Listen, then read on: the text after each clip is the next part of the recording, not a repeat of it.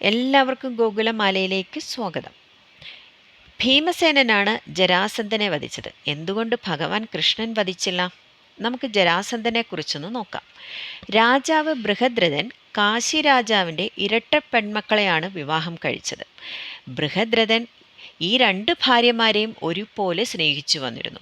അവർക്ക് പുത്രന്മാരൊന്നും തന്നെ ഉണ്ടായിരുന്നില്ല. ചണ്ഡകൗശിക മുനി ഒരു ദിവസം മഗധ രാജ്യം സന്ദർശിക്കുവാൻ ഇടയായി. രാജാവിന് അനുഗ്രഹമായി ഒരു ഫലം നൽകുകയും ചെയ്തു. രാജാവാകട്ടെ ആ ഫലം തൻ്റെ രണ്ട് ഭാര്യമാർക്കുമായി തുല്യമായി വീതിച്ചു. താമസിയാതെ രണ്ട് ഭാര്യമാരും ഗർഭിണികളായി. എന്നാൽ അവർ ജന്മം നൽകിയത് മനുഷ്യ ശരീരത്തിന്റെ രണ്ട് ഭാഗങ്ങൾക്കാണ്. നിർജീവമായ ഈ രണ്ട് ഭാഗങ്ങളും കാണുന്നത് വളരെ ഭയാനകമായിരുന്നു. അതിനാൽ ബൃഹദ്രഥൻ കാട്ടിലേക്കെറിയാൻ ഉത്തരവിട്ടു. ജര എന്നു പേരുള്ള ഒരു അസുരിയാണ് ഈ രണ്ട് ഭാഗങ്ങളെയും കണ്ടെത്തി ഭക്ഷണത്തിന് വേണ്ടിയിട്ട് അവൾ രണ്ട് ഭാഗങ്ങളെയും ചേർത്തു പിടിച്ചു. തൻ്റെ കൈപ്പത്തിയിൽ ചേർത്ത് പിടിച്ച കഷ്ണങ്ങൾ പെട്ടെന്ന് തന്നെ ഒരുമിക്കുകയും അവ ജീവനുള്ള കുട്ടിയായി മാറുകയും ചെയ്തു. ആ കുട്ടി ഉറക്കെ കരഞ്ഞു. ജര ആകെ പരിഭ്രാന്തിയിലായിപ്പോയി. ജീവനുള്ള കുഞ്ഞിനെ എങ്ങനെ ഭക്ഷിക്കാനാണ്? അവൾ അതിന് മനസ്സില്ലാതെ ആ കുഞ്ഞിനെ രാജാവിൻ്റെ അടുക്കൽ കൊണ്ടുപോയി സംഭവിച്ചതൊക്കെ വിവരിച്ചു. മകനെ കണ്ട സന്തോഷത്തിൽ ആ പിതാവ് ജര എന്ന അസരിയുടെ ബഹുമാനാർത്ഥം കുഞ്ഞിന് ജരാസന്ധൻ എന്ന് പേരിട്ടു. അതായത് ജര യോജിപ്പിച്ചവൻ എന്നാണ് ഈ പേരിൻ്റെ അർത്ഥം. തൻ്റെ പിതാവിൻ്റെ മരണശേഷം ജരാസന്ധൻ മഗധയിലെ രാജാവായി തീർന്നു. അവൻ തീവ്രമായ ശക്തിക്കും ജന്മത്തിനും പ്രശസ്തനായിരുന്നുവല്ലോ. ഗിരിവ്രജ എന്നറിയപ്പെടുന്ന ഒരു തലസ്ഥാന നഗരിയിൽ നിന്നാണ് ജരാസന്ധൻ ഭരിച്ചിരുന്നത്. അദ്ദേഹത്തിൻ്റെ രണ്ടു പെൺമക്കളെ, അതായത് അസ്ഥിയും പ്രാപ്തിയും, മധുരയിലെ രാജാവായ ഉഗ്രസേനൻ്റെ മകൻ കംസനാണ് വിവാഹം ചെയ്തത്. കംസനാകട്ടെ കൃഷ്ണൻ്റെ മാതാവായ ദേവകിയുടെ ജ്യേഷ്ഠനാണ്. കൃഷ്ണനും രാമനും അമ്മാവനായ കംസനെ വധിക്കുമ്പോൾ ജരാസന്ധൻ തൻ്റെ രണ്ടു വിധവകളായ പെൺമക്കൾക്കു വേണ്ടി രണ്ട് സഹോദരന്മാരോടും പ്രതികാരം ചെയ്യുവാൻ തീരുമാനിച്ചു. അങ്ങനെ അവൻ 17 തവണയാണ് മധുരയെ ആക്രമിക്കുന്നത്. ഓരോ തവണയും തിരിച്ചടിക്കപ്പെട്ടു. എന്നാൽ 18ാം തവണ ക്രൂരനായ കാലയവൻ്റെ നേതൃത്വത്തിൽ മധുര ആക്രമിക്കാൻ ശ്രമിക്കുന്നു. കൃഷ്ണൻ യദുവിൻ്റെ എല്ലാ പിൻഗാമികളെയും, അതായത് വൃഷികൾ, ഫോജർ, അന്തകർ, ദശാർഹർ, ശൂരന്മാർ മുതലായവരെയും കൂട്ടി തൻ്റെ മായയാൽ സൃഷ്ടിക്കപ്പെട്ട പുതുതായി നിർമ്മിച്ച ദ്വാരക നഗരത്തിലേക്ക് മാറിപ്പോകുന്നു. അദ്ദേഹം കാലയവനനെ തൻ്റെ സൈന്യത്തിൽ നിന്ന് അകറ്റി സൂര്യവംശത്തിലെ മന്ദതൻ്റെ പുത്രനും കൃതയുഗത്തിലെ വൃദ്ധനായ മുചുകുന്ദ രാജാവും വസിച്ചിരുന്ന ഗുഹയിലേക്ക് കൊണ്ടുപോയി. മുചുകുന്ദൻ കാലയവനെ ഭസ്മമാക്കിയ ശേഷം കൃഷ്ണനും രാമനും സൈന്യത്തെ നശിപ്പിച്ച് ദ്വാരകയിലേക്ക് മടങ്ങുന്നു. എന്നാൽ അവർ പോകുമ്പോൾ ജരാസന്ധൻ ഒരു വലിയ സൈന്യവുമായി അവരെ പതിയിരുന്ന് ആക്രമിച്ചു. എത്രയും വേഗം ദ്വാരകയിലെത്താൻ ഉത്കണ്ഠയോടെ, എന്നാൽ ജരാസന്ധനെ തോൽപ്പിക്കാൻ ഉദ്ദേശിച്ചത് തങ്ങളല്ല എന്ന് നടിച്ചുകൊണ്ട് സഹോദരന്മാർ പ്രവർഷണ എന്ന പേരിൽ മല കയറി പിന്തുടരുന്ന സൈന്യത്തിൽ നിന്ന് രക്ഷപ്പെട്ടു. എന്നാൽ സഹോദരങ്ങളെ ജീവനോടെ പാചകം ചെയ്യുന്നതിനായി ജരാസന്ധൻ്റെ സൈന്യം പർവ്വതത്തിൻ്റെ അടിത്തട്ടിൽ തീയിട്ടു. എന്നാൽ ഇരുവരും തീജ്വാലകൾക്ക് മുകളിലൂടെ ചാടി സുരക്ഷിതരായി ദ്വാരകയിലെത്തി. അങ്ങനെ വളരെ കാലം കഴിഞ്ഞ് ജരാസന്ധൻ ഒരു മഹത്തായ യാഗം തുടങ്ങാൻ തീരുമാനിക്കുന്നു. തൻ്റെ മഹത്വം ലോകത്തിനു മുന്നിൽ കാണിക്കാനായിട്ട് രുദ്രന് ഒരു യജ്ഞം ആരംഭിച്ചേ മതിയാകൂ. പരാജയപ്പെട്ട 100 രാജാക്കന്മാരുടെ തലകൾ കൊണ്ട് നിർമ്മിച്ച ഒരു മാല രുദ്രന് സമർപ്പിക്കാം. അങ്ങനെ ചെയ്താൽ അതൊരു മികച്ച മാർഗമായിരിക്കും തൻ്റെ ഖ്യാതി ഈ ലോകം മുഴുവൻ അറിയുവാൻ. തടവിലാക്കപ്പെട്ട രാജാക്കന്മാർ ഈ സമയം ഭഗവാൻ കൃഷ്ണനോട് തങ്ങളെ രക്ഷിക്കാൻ വരണമേ എന്ന് പറഞ്ഞ് ഒരു സന്ദേശം ഭഗവാൻ കൃഷ്ണന് അയക്കുന്നു. ജരാസന്ധൻ ഏറ്റവും ശക്തനും ധീരനുമായിരുന്നു. അവൻ്റെ പരാക്രമം ലോകത്തിൽ ഭയങ്കരമായിരിക്കുന്നു. ബ്രഹ്മദേവൻ്റെ ആജ്ഞപ്രകാരം ജരാസന്ധനെ വധിക്കുകയെന്നത് മറ്റൊരാളുടെ നിയോഗമാണ്. ബ്രഹ്മദേവൻ്റെ വാക്കനുസരിച്ച് ലോകത്തിൻ്റെ പരിപാലകനായ കൃഷ്ണൻ എപ്പോഴും ആ ആജ്ഞയെ മാനിച്ചുകൊണ്ട് തന്നെ ജരാസന്ധനെ വ്യക്തിപരമായി കൊല്ലാൻ ആഗ്രഹിച്ചില്ല. ഈ യുദ്ധമുണ്ടായ സമയത്ത് എല്ലാം തന്നെ ബലരാമൻ കൃഷ്ണനോട് താൻ ജരാസന്ധനെ വധിക്കാം എന്ന് പറഞ്ഞിരുന്നു. എന്നാൽ ഭഗവാൻ കൃഷ്ണൻ അത് തടയുകയാണ് ഉണ്ടായത്. അതിന് കാരണവുമുണ്ടായിരുന്നു. ഭീമന്റെ കൈകൊണ്ട് മാത്രമേ അവനെ വധിക്കാൻ കഴിയൂ എന്നതായിരുന്നു ആ കാരണം. ഭീമൻ, ദുര്യോധനൻ, കീചകൻ, ജരാസന്ധൻ, ബകാസുരൻ എന്നിവർ ഒരേ പ്രപഞ്ചഘട്ടത്തിലോ നക്ഷത്രത്തിലോ ജനിച്ചവരാണ്. ഈ 5 പേരിൽ ഒരാൾ ബാക്കി 4 പേരിൽ ഒരാളെ വധിക്കുകയാണെങ്കിൽ ബാക്കിയുള്ള 3 പേരെയും അതേ ആൾ തന്നെ വധിക്കും എന്നതാണ് വിധികൽപ്പിതം. ഭീമൻ ബകാസുരനെ വധിച്ചു. അതിനാൽ ബാക്കിയുള്ളവർ ഭീമനാൽ മാത്രമേ കൊല്ലപ്പെടുകയുള്ളൂ.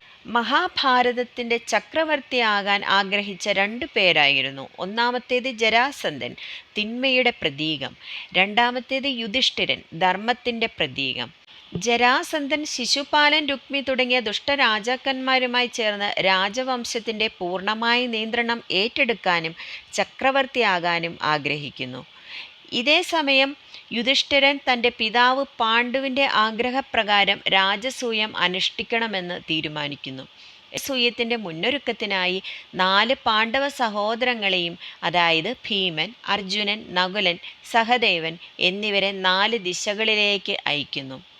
സൗഹൃദത്തിലൂടെയോ യുദ്ധത്തിലൂടെയോ രാജാക്കന്മാരെ യോജിപ്പിക്കുക എന്നതായിരുന്നു ഇതിൻ്റെ ലക്ഷ്യം. ഏതാനും മാസങ്ങൾക്ക് ശേഷം യുധിഷ്ഠിരൻ്റെ രാജസൂയം യജ്ഞമെന്നാൽ ഭൂമി മുഴുവൻ കീഴടക്കി രാജാവിനെ ലോകത്തിൻ്റെ ചക്രവർത്തിയായി പ്രഖ്യാപിക്കുന്ന മഹത്തായ യാഗമാണ്. ഇതിനൊരുങ്ങുന്നതിനിടെ കൃഷ്ണൻ ഒരു വിഷയം ഉന്നയിച്ചു. ജരാസന്ധനായിരുന്നു ആ വിഷയം. യുധിഷ്ഠിരനോ അവൻ്റെ സഹോദരന്മാരോ ഇതുവരെ ജരാസന്ധനുമായി യുദ്ധം ചെയ്തിട്ടില്ലായിരുന്നു. ജരാസന്ധൻ്റെ ശക്തിയെക്കുറിച്ച് കേട്ടതിനാൽ യുധിഷ്ഠിരൻ നിരാശനാകാൻ തുടങ്ങി. എന്നാൽ കൃഷ്ണൻ അർജുനനെയും ഭീമസേനനെയും കൂട്ടി പിൻവാതിലിലൂടെ ബ്രാഹ്മണ വേഷത്തിൽ ഗിരിവ്രജിൽ പ്രവേശിക്കുന്നു. ജരാസന്ധൻ്റെ മുന്നിൽ ബ്രാഹ്മണ വേഷത്തിൽ വിനീതരായി നിൽക്കുമ്പോൾ ഭഗവാൻ കൃഷ്ണൻ ജരാസന്ധനോട് ഇങ്ങനെ പറയുന്നു: ഹേ ബ്രാഹ്മണപ്രിയ, രാജശ്രേഷ്ഠ, ദാനപ്രിയ പ്രഭോ, ഞങ്ങളുടെ നാണം മറന്ന് ഞങ്ങളുടെ പരാധീനതയിൽ നിന്ന് അകന്നു പോകുവാൻ വേണ്ടിയിട്ട് ഞങ്ങൾ നിന്റെ ഖ്യാതി കേട്ട് കീർത്തി കേട്ട് നിന്റെ മുന്നിൽ വന്നിരിക്കുകയാണ്. അതും വളരെ ദൂരത്ത് നിന്ന് വന്നതാണ്. ഞങ്ങൾക്ക് അഭയം തന്നാലും. അസുര രാജാക്കന്മാരായിരുന്ന ബലി, രന്തിദേവൻ, ശിബി എന്നിവർ ദാനത്തിന് പേര് കേട്ടവരായിരുന്നു. അവരുടെ പരമ്പരയിലുള്ള അങ്ങയുടെ മഹത്വവും അതിവർണ്ണനീയമാണ്. കൃഷ്ണൻ്റെ ഈ വാക്യം കേട്ട് ആ ഈശ്വരമായയിൽ മോഹിച്ച് മഗധ രാജാവ് അതിഥികളെ ഏറ്റവും സൂക്ഷിച്ച് പിന്നെയും പിന്നെയും നോക്കി. ഇവരുടെ കരവിരലിൽ ഞാണിൻ്റെ തഴമ്പുണ്ടല്ലോ. ഈശ്വരതുല്യമായ തേജോബലവും വാക്യങ്ങളുടെ ഗാംഭീര്യവും അതീവ അവർണ്ണനീയം. ബുദ്ധിപ്രഭാവാദി ലക്ഷണങ്ങൾ ഇവർക്ക് അധികമായി തോന്നുന്നു. മാത്രമല്ല ഇവരെ നല്ല പരിചയവും തോന്നുന്നു. എൻ്റെ മനതാരിൽ ഇങ്ങനെയുള്ള ചിന്തകൾ ഉണ്ടെങ്കിൽ പോലും ഇന്ന് ഇവർ ചോദിക്കുന്നത് ഞാൻ നിർണയം നൽകിയിരിക്കും. പണ്ട് മഹാവിഷ്ണുവിൻ്റെ വാമനമൂർത്തിക്ക് ബലിരാജാവ് തൻ്റെ സർവവും നൽകി. എന്നാൽ ബലിരാജാവിൻ്റെ സൽകീർത്തി ഇപ്പോഴും മുഴങ്ങുന്നുണ്ട്. ഇവർ ആരായാലും ഞാൻ ഇവർ ഇന്ന് ഇച്ഛിക്കുന്നത് എന്താണോ അത് നൽകിയിരിക്കും. ഇങ്ങനെ മനസ്സിൽ വിചാരിച്ച് ജരാസന്ധൻ ഭഗവാൻ കൃഷ്ണനോട് ചോദിക്കുന്നു: എന്താണ് നിങ്ങൾ ആഗ്രഹിക്കുന്നത്? രാജാവിൻ്റെ വാക്കുകൾ കേട്ട കൃഷ്ണൻ പുഞ്ചിരിയോടെ ജരാസന്ധനോട് പറഞ്ഞു: സംശയം ഒട്ടുമേ വേണ്ട. ഞങ്ങൾ ബ്രാഹ്മണരല്ല, ഞങ്ങൾ രാജാക്കന്മാരാണ്. നല്ലൊരു ദ്വന്ദ്വയുദ്ധം ആഗ്രഹിച്ച് വന്നതാണ്. ഇത് അർജുനനാണ്, മറ്റേയാൾ ഭീമസേനനും, ഞാൻ നിന്റെ ശത്രുവായ കൃഷ്ണനും. ആശ്ചര്യം, ഇത് എന്തഹോ. മഗധ രാജാവ് കൃഷ്ണനോട് ഇങ്ങനെ ചോദിച്ചു: പണ്ട് പലവട്ടം നീ എൻ്റെ മുന്നിൽ തോറ്റോടുകയല്ലേ ചെയ്തത്? ജലത്തിൽ ഒളിച്ചു വാഴുന്ന മൂഢപ്രഭു, നിന്റെ കൂടെ ദ്വന്ദ്വയുദ്ധം ഞാൻ ചെയ്യുകയോ? ഒരിക്കലും അത് ധർമ്മമല്ല. തോറ്റോടിയവനുമായി യുദ്ധം ചെയ്യുന്നത് ഒരിക്കലും ധർമ്മമല്ല. അബലനായ അർജുനനോട് ഞാൻ യുദ്ധം ചെയ്യുന്നത് ശരിയല്ല. എനിക്ക് പറ്റിയ എതിരാളി ഭീമനാണ്. ജരാസന്ധ രാജാവ് ഭീമനോട് പറഞ്ഞു, ഭീമ, ഞാൻ നിന്നോട് യുദ്ധം ചെയ്യും. ഒരു വീരനാൽ നീ തോൽപ്പിക്കപ്പെടുന്നതാണ് നിനക്ക് നല്ലത്. ഭീമസേനോട് ഇങ്ങനെ പറഞ്ഞ ശേഷം ശത്രുക്കളെ മെരുക്കുന്ന ആ ശക്തനായ ജരാസന്ധൻ ഇന്ദ്രനെ നേരിടുന്ന അസുരബലിയെപ്പോലെ തൻ്റെ ശത്രുവിൻ്റെ അടുത്തേക്ക് പോയി. ഭീമസേനനാകട്ടെ ഭഗവാൻ കൃഷ്ണനോട് ഉപദേശം സ്വീകരിച്ച് ജരാസന്ധനെ വധിക്കുവാനായി ഉത്സുകനായി മുന്നോട്ട് വന്നു. ജരാസന്ധൻ 2 ഗദകൾ എടുത്തുകൊണ്ടുവന്നു. ഒന്ന് ഭീമസേനന് നൽകി ഗദായുദ്ധം ആരംഭിച്ചു. അങ്ങോട്ടും ഇങ്ങോട്ടും, വടക്കോട്ടും കിഴക്കോട്ടും, കിഴക്ക് നിന്ന് പടിഞ്ഞാറോട്ടും, പടിഞ്ഞാറ് നിന്നും വടക്കോട്ടും തെക്കോട്ടും തുരുതുര അടി തുടങ്ങി. കൈകളടിച്ച് ആവേശത്തോടെ അവർ അടുക്കുമ്പോൾ പർവ്വതങ്ങളിൽ ഇടിമുഴക്കം പോലെ ക്രൂരമായ ശബ്ദം മുഴങ്ങിക്കൊണ്ടേയിരുന്നു. 2 പേരും യുദ്ധത്തിൽ അധികമായി ആവേശഭരിതരായിരുന്നു. അസാധാരണമായ ശക്തിയോടെ അവർ പോരാടിക്കൊണ്ടേയിരുന്നു. വിജയത്തിനായി വിശന്നു. അവർ ഓരോരുത്തരും മറ്റുള്ളവരെക്കാൾ നേട്ടം നേടാൻ വേണ്ടിയിട്ട് പരിശ്രമിച്ചുകൊണ്ടേയിരുന്നു. 2 വീരയോദ്ധാക്കളുടെ ആ മത്സരം വൃത്രനും ഇന്ദ്രനും തമ്മിലുള്ള യുദ്ധം പോലെയായിരുന്നു. തീർച്ചയായും യുദ്ധം വളരെ കഠിനമായിരുന്നു. അത് സമീപത്ത് കൂടി നിന്ന ജനക്കൂട്ടത്തെ ഓടിച്ചു വിട്ടുകൊണ്ടിരുന്നു. ഓരോ പോരാളിയും തൻ്റെ ശത്രുവിനെ തള്ളുകയും വലിക്കുകയും ചെയ്യുമ്പോൾ തുറന്ന കൈകൊണ്ട് എതിരാളിയുടെ നെഞ്ചിൽ ഇടിക്കുകയും വലിച്ചു കീറുകയും ചെയ്യുമ്പോൾ ഇരുവരും ശക്തമായി പോരാടുകയും മുട്ടുകൾ കൊണ്ട് പരസ്പരം ആഞ്ഞടിക്കുകയും ചെയ്യുമ്പോൾ ആ ഘോരമായ ശബ്ദത്തിൽ ആ പ്രദേശം മൊത്തം കിടുങ്ങുകയായിരുന്നു. അവരുടെ വിടർന്ന നെഞ്ചിൽ ഇരുമ്പ് ദണ്ടുകൾ പോലെയുള്ള അവരുടെ കൈകൾ പരസ്പരം വീണുകൊണ്ടേയിരുന്നു. കാർത്തിക മാസത്തിലെ 1-ാം തീയതി ആരംഭിച്ച യുദ്ധം രാവും പകലും വിശ്രമമില്ലാതെ തുടർന്നു. 13 ദിവസം മുഴുവൻ ആ ശക്തരായ യോദ്ധാക്കൾ യുദ്ധം ചെയ്തു. എന്നാൽ 14-ാം രാത്രിയിൽ മഗധയിലെ രാജാവിന് ക്ഷീണം തോന്നി. മഹാരാജാവ് ക്ഷീണിതനാണെന്ന് കണ്ടപ്പോൾ ശ്രീകൃഷ്ണൻ ഭീമനെ അഭിസംബോധന ചെയ്തു ഇങ്ങനെ പറഞ്ഞു, ഹേ കുന്തിപുത്ര, തളർന്നു പോയ ശത്രുവിനെ യുദ്ധത്തിൽ ശല്യപ്പെടുത്തുന്നത് ഉചിതമല്ല. പൂർണ്ണമായി ഉപദ്രവിച്ചാൽ തീർച്ചയായും അവൻ പരാജയപ്പെടാം.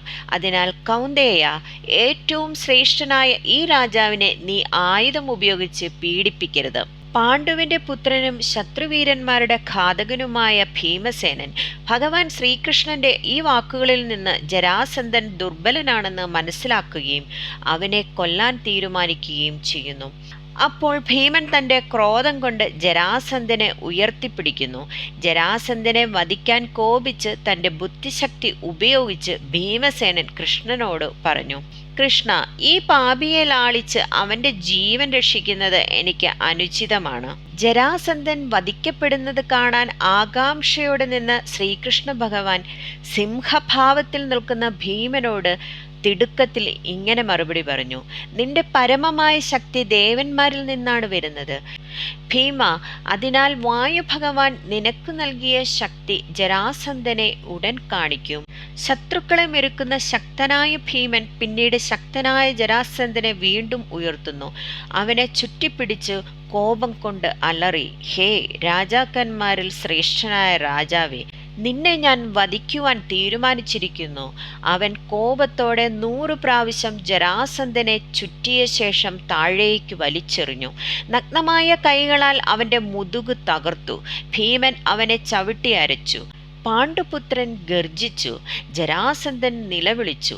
എല്ലാ ജീവജാലങ്ങളെയും ഭയപ്പെടുത്തുന്ന ഒരു പ്രക്ഷുബ്ധമായ ശബ്ദം ഉയർന്നു വന്നു. ജരാസന്ധന്റെ നിലവിളിയും ഭീമന്റെ വെല്ലുവിളിയും മഗധയിലെ എല്ലാ പൗരന്മാരെയും ഭയപ്പെടുത്തുകയും സ്ത്രീകളുടെ ഗർഭമലസുകയും ചെയ്തു.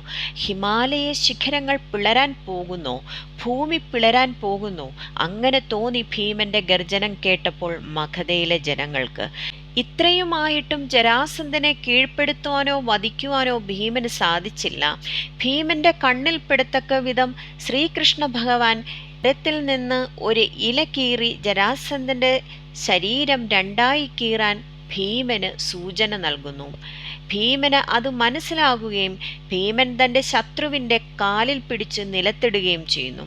അപ്പോൾ ജരാസന്ധൻ്റെ കാലുകളിലൊന്ന് തൻ്റെ കാലുകൊണ്ട് അമർത്തി മറ്റൊന്ന് തൻ്റെ കൈകളിൽ പിടിച്ച് ഭീമൻ ആനയുടെ കൊമ്പ് കീറുന്നത് പോലെ ജരാസന്ധനെ വലിച്ചു കീറുന്നു. ഓരോ കാലുമുള്ള 2 ശരീരശകലങ്ങൾ ആളുകൾ കണ്ടു. തുട, വൃഷ്ണം, ഇടുപ്പ്, സ്തനങ്ങൾ, പുറം, മൂക്ക് എന്നിവയ്ക്കൊപ്പം ഒരു കൈ, കണ്ണ്, പുരികം, ചെവി എന്നിവ 2ആയി മാറി. അവൻ ജരാസന്ധൻ്റെ ശരീരം വിച്ഛേദിച്ചു. പക്ഷേ അവൻ്റെ ജന്മചരിത്രം കാരണം അത് സ്വയം വീണ്ടും ചേർന്നു. ഭീമൻ ജരാസന്ധനെ പലവട്ടം 2ആയി കീറി. പക്ഷേ ഫലം അപ്പോഴും ഒന്നു തന്നെയായിരുന്നു. ഭഗവാൻ കൃഷ്ണൻ നിലത്തുനിന്ന് ഒരു ചില്ലയെടുത്തു 2 തുല്യ ഭാഗങ്ങളായി വിഭജിച്ച് എതിർ ദിശകളിലേക്ക് എറിഞ്ഞു. അർജുനൻ പച്ചില കീറിയും എറിഞ്ഞു. ഭീമൻ കൃഷ്ണന്റെ ആജ്ഞകൾ മനസ്സിലാക്കി ജരാസന്ധന്റെ ശരീരം 2ആയി കീറി എതിർ ദിശകളിലേക്ക് എറിഞ്ഞു. ഈ സമയം 2 വിച്ഛേദിക്കപ്പെട്ട ഭാഗങ്ങൾ വീണ്ടും ചേർന്നില്ല. യുദ്ധത്തിൽ ഭീമൻ വിജയിക്കുകയും ചെയ്തു. ജരാസന്ധൻ ഒരു ശക്തനായ യോദ്ധാവായിരുന്നു, മഹാനായ ശിവഭക്തനും. പക്ഷേ അവനെ നശിപ്പിച്ചത് അവൻ്റെ അപാരശക്തിയിൽ അവൻ അളവില്ലാതെ അഹങ്കരിക്കുകയും മറ്റു രാജാക്കന്മാരെയും മറ്റു ജനങ്ങളെയും അപകടപ്പെടുത്തുകയും തടവിലാക്കുകയും ചെയ്തു എന്നതായിരുന്നു. അന്ന് രാത്രി കൃഷ്ണൻ, ഭീമൻ, അർജുനൻ എന്നിവർ ജരാസന്ധന്റെ രഥത്തിൽ, പതാകകളും കൊടികളും കൊണ്ട് അലങ്കരിച്ച ആ രഥത്തിൽ തൻ്റെ ബന്ധുക്കളായ രാജാക്കന്മാരെയും തടവിലാക്കപ്പെട്ട മറ്റു രാജാക്കന്മാരെയും മോചിപ്പിച്ചു കൂട്ടിക്കൊണ്ടുപോകുന്നു. ഭൂമിയിലെ വിമോചിതരായ പ്രഭുക്കന്മാർ പിന്നീട് ശ്രീകൃഷ്ണനെ സമീപിച്ച് സമ്പത്തിന് യോഗ്യനായ അദ്ദേഹത്തിന് സമ്പത്ത് നൽകുന്നു. ഇന്ദ്രിയങ്ങളുടെ അധിപനായ മഹാമനസ്കനായ ഭഗവാൻ കൃഷ്ണൻ തൻ്റെ വാക്കുകളിലൂടെ രാജാക്കന്മാരെ പ്രോത്സാഹിപ്പിക്കുന്നു. യുധിഷ്ഠിരൻ രാജസൂയ അനുഷ്ഠാനം ചെയ്യാൻ ആഗ്രഹിക്കുന്നു. അവൻ എപ്പോഴും നീതിക്കായി സമർപ്പിക്കപ്പെട്ടവനാണ്. അതുകൊണ്ട് രാജാക്കന്മാരെ, സന്തുഷ്ടരായി എല്ലാവരും സന്തോഷത്തോടെ ഇത് സമ്മതിക്കണം. ഭൂമിയിലെ പ്രഭുക്കന്മാർക്ക് എല്ലാവർക്കും അതുതന്നെ സമ്മതമായിരുന്നു. ജരാസന്ധന്റെ പുത്രൻ ശക്തനായ രഥവീരനായ സഹദേവൻ പോലും തൻ്റെ ജനങ്ങളോടും മന്ത്രിമാരോടും ഒപ്പം പുരോഹിതന്മാരുടെ നേതൃത്വത്തിൽ ഘോഷയാത്രയായി പുറപ്പെടുന്നു. ജരാസന്ധന്റെ പുത്രനായ സഹദേവൻ ഭയഭക്തിയോടെ തൻ്റെ മുന്നിൽ നിൽക്കുമ്പോൾ ഭഗവാൻ കൃഷ്ണൻ അദ്ദേഹത്തിന് സുരക്ഷിതത്വത്തിന്റെ പൂർണ്ണമായ ഉറപ്പ് നൽകുകയും അവിടെ തന്നെ മഗധയിലെ രാജാവായി അദ്ദേഹത്തെ അഭിഷേകം ചെയ്യുകയും ചെയ്യുന്നു. ഇന്ദ്രപ്രസ്ഥത്തിൽ എത്തുന്ന ഭഗവാൻ സന്തോഷത്തോടെ യുധിഷ്ഠിരനെ അഭിസംബോധന ചെയ്യുന്നു. ഭാഗ്യത്താൽ ഭീമൻ ശക്തനായ ജരാസന്ധനെ വീഴ്ത്തി. രാജാക്കന്മാർ ബന്ധനത്തിൽ നിന്നും മോചിതരുമായി. ഹേ രാജശ്രേഷ്ഠ, അങ്ങയുടെ മിടുക്കരായ 2 സഹോദരന്മാരും ഇപ്പോൾ നഗരത്തിലേക്ക് മടങ്ങിയെത്തിയിരിക്കുന്നു. യുധിഷ്ഠിരൻ കൃഷ്ണനെ ഉചിതമായി ആദരിക്കുകയും പിന്നീട് സന്തോഷത്തോടെ ഭീമസേനനെയും അർജുനനെയും ആശ്ലേഷിക്കുകയും ചെയ്തു. അദ്ദേഹത്തിൻ്റെ 2 സഹോദരന്മാർ ജരാസന്ധനെ നശിപ്പിക്കുകയും വിജയം നേടുകയും ചെയ്തിരിക്കുന്നു. അജാതശത്രു അല്ലെങ്കിൽ ശത്രു ഇല്ലാത്തവൻ എന്നറിയപ്പെടുന്ന യുധിഷ്ഠിര രാജാവ് അവരോടൊപ്പം ഇരുന്ന് സന്തോഷിക്കുന്നു. ഈ സമയം ജരാസന്ധന്റെ പുത്രൻ സഹദേവൻ മഗധയിലെ രാജാവായി ഭരണമേറ്റെടുക്കുന്നു. അവൻ പാണ്ഡവ രാജാക്കന്മാരോട് കൂറു പ്രഖ്യാപിക്കുകയും പിന്നീട് കുരുക്ഷേത്രയിലെ മഹായുദ്ധത്തിൽ പാണ്ഡുവിൻ്റെ 5 പുത്രന്മാരോടൊപ്പം യുദ്ധം ചെയ്യുകയും ചെയ്തു.